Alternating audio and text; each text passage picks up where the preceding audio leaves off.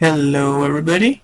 Today we're going to be continuing with part 2 with our tier list. In part 2, we're going to be rating 2 additional dragons, or commanders that have dragons, that got enough support to be rated, and got upgraded with this set. And I'm going to be doing my predictions of the new commanders that will be released this next Tuesday. These commanders already are in the client, but they cannot be crafted until this next alchemy release, the 29th. So let's begin. So those are the list from the Tarkir. Now I'm going to add the 3 more that I wanted to include, and then my predictions for these other commanders I'm going to release this Tuesday. So Zurgo and Ojutai explained a little bit. I think he's pretty good. If you're going to play Jeskai, just craft Zurgo and Ojutai. I would say the only downside is it plays in a very high queue. So that's a disadvantage. They need to really invest into a lot of wildcards to make Zurgo and Ojutai work. But it's just the premier dragon deck to play in Jeskai. But most of the time you just play it as a control deck. And it performs admirably. Miirym, I'm going to put downside with Ugin. He's pretty good on his own. He's very good. He was just the ideal Temur deck to play. If you're going to play dragons in Temur, he's there.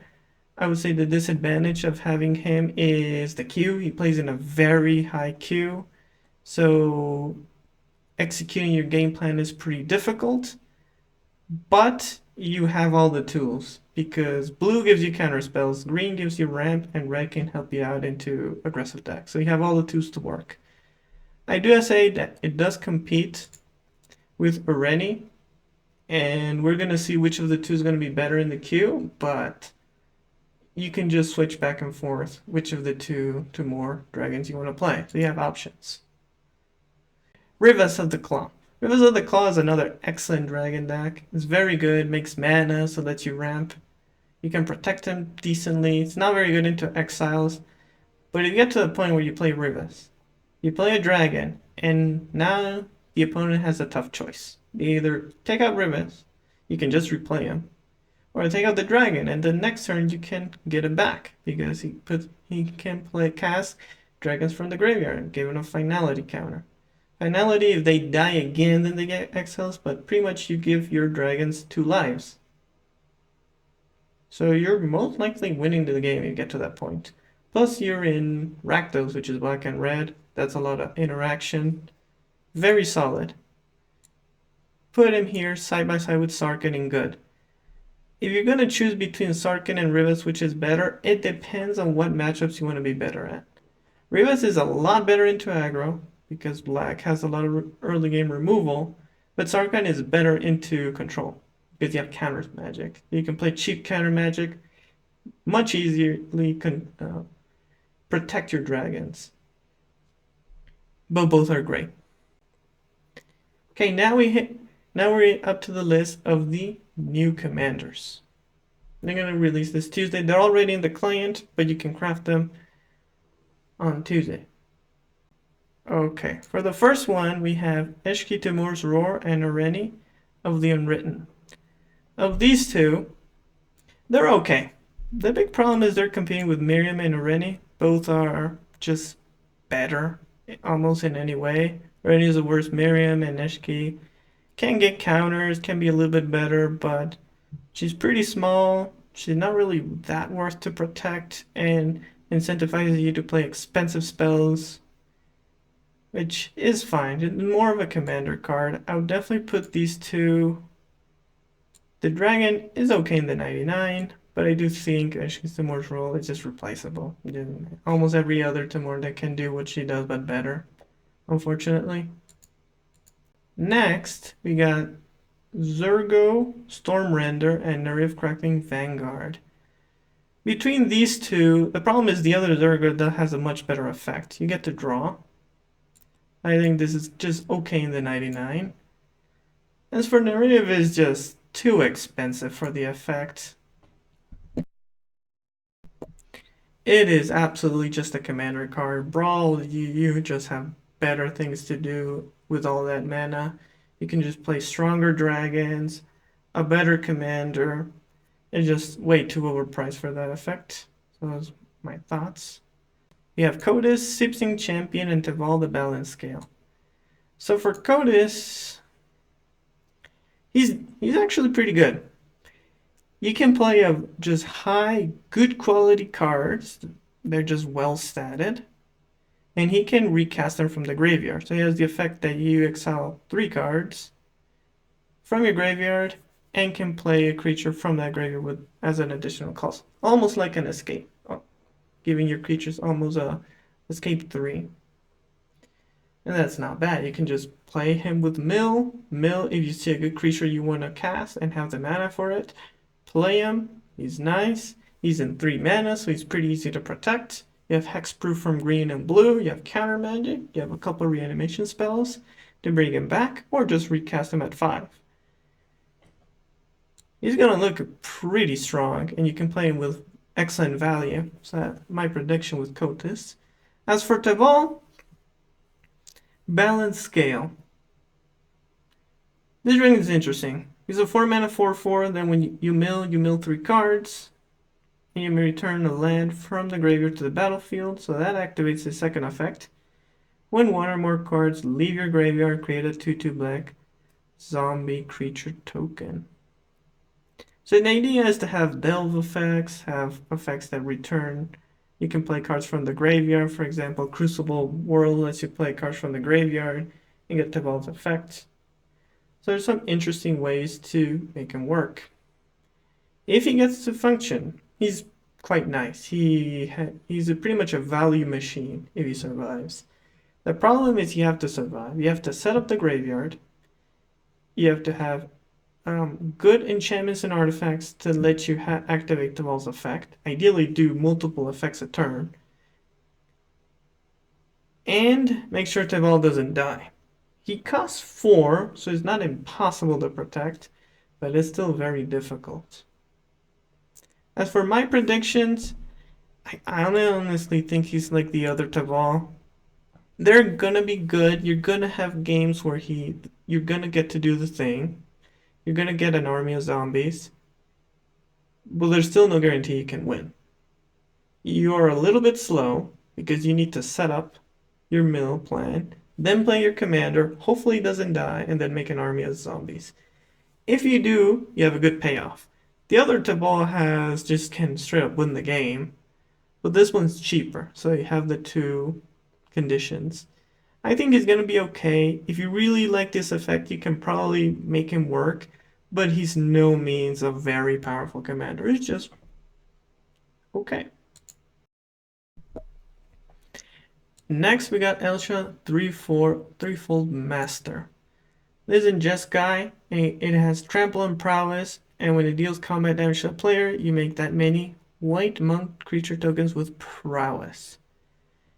This card is just crazy good. I think this is going to be one of the strongest commanders out there. White has a lot of effects to return your commander from the graveyard. You can give this commander flying, unblockable because it's in blue. And you make an army of tokens, and those tokens have prowess, so you can play instant speed, draws, or removals. And you're going to win the game very, very quickly. Unlike Commander, where you have 3 other opponents to deal with in 1v1 standard brawl and brawl, this commander will do a lot of work. I honestly, thinking from the get-go, this is going to be a very, very scary commander to deal with. In my opinion, it's going to be one of the premier commanders to watch out this next Tuesday. Next is Shiko Narset's Unify. It's a 4 mana dragon with flying and vigilance and has flurry. And his effect for flurry is when you play your second spell, you copy that spell. And if it targets a permanent player, you may choose new targets and cast a copy. And if you don't copy it, you draw a card. Shiko's interesting because it's definitely a win the game card. If Shiko survives the turn, and you play a Time Warp, or you play a Mass Bounce spell, or memory deluge to draw a ton of cards. Being able to copy it can single-handedly win you the game. The problem is it costs 4 mana, and you have to play another spell. So normally the turn you play her, you're not going to get that crazy of an effect. But if this survives, it's game winning. The problem is this also competes with the 5 mana Narset that has indestructible and hexproof, which is pretty difficult to beat, and exile cards and play them. That gives you a direct competition. So it's going to be interesting to see how well she performs, because it can absolutely be devastating if she survives, but it runs the same problem with Teval, for example, which have powerful effects but have no self-protection, and they are expensive. So I'm going to put it actually in good, unlike decent, just because Jeskai has a lot of powerful effects you want to copy. And as a creature alone can work. And Jeskai, unlike other colors, can just win on its own with a control plan. It's just against the other slower decks, it may need a little bit of help. So we'll see how she does. These are my prediction. Finally, we have Felothar, the Steadfast, and Betor, Ancestral Voice. These two cards, well, starting with Felothar, it's a 4 mana Abzan, it's an 0/5, and assigns combat equal to its toughness rather than its power, and makes the cards with Defender attack as though they didn't. Finally, as a 3 and tapping it, sacrifice another creature and draw cards equals to its toughness, then discard cards equals to its power. It's an interesting effect, but I would say it's more of a commander card, unfortunately. The big issue is if you go into a full toughness deck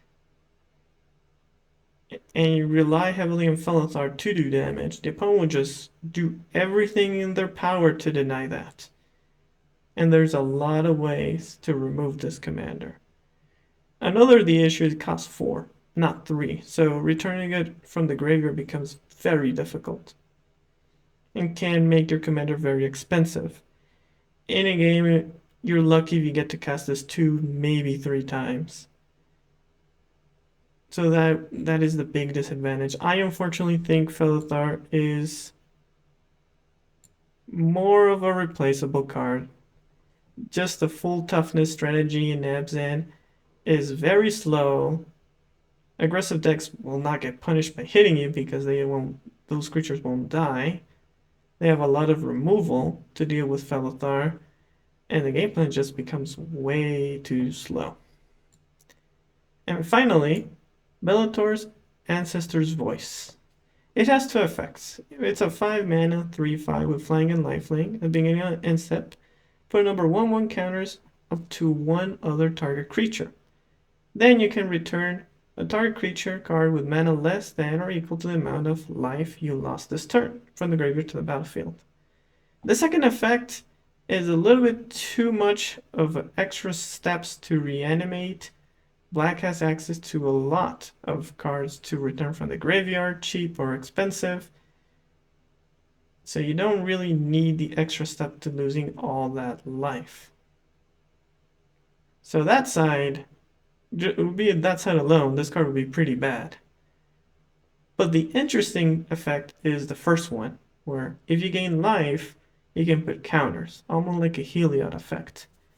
It does cost 5, but you are in Abzan, so you have more cards that can give you life.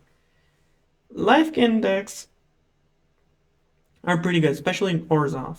But now you have the access to playing mana dorks or elves that give you tap for mana your first turns to ramp you up to play powerful cards on your consecutive turns.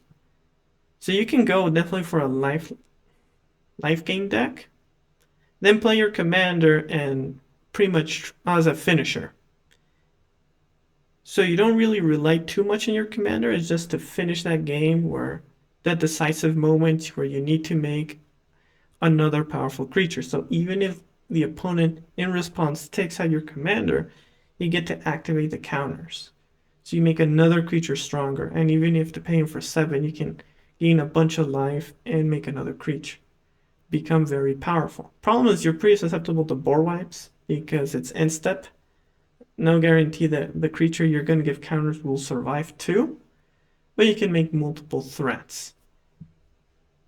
As a life gain deck, I think it's definitely going to put it in the bottom of good.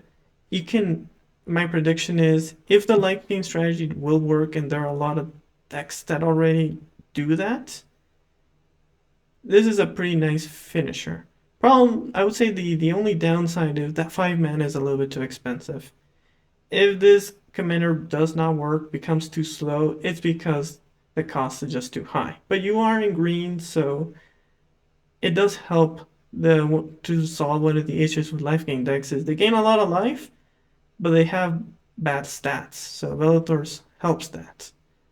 And life gain decks have many ways to get other creatures that can help you out, so it could work. Could work.